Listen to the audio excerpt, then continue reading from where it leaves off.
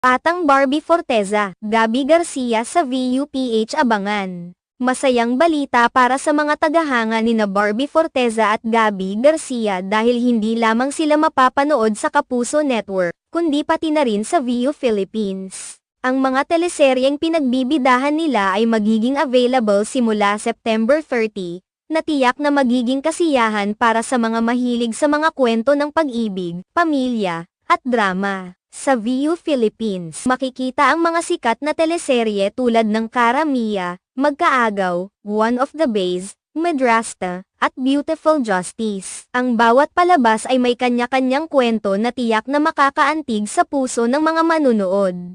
Unahin natin ang Cara Mia, kung saan tampok si Barbie Forteza bilang pangunahing tauhan. Kasama niya si Mika de la Cruz, at ang kanilang kwento ay umiikot sa mga pagsubok na kanilang kinakaharap, ang pagkakaibigan at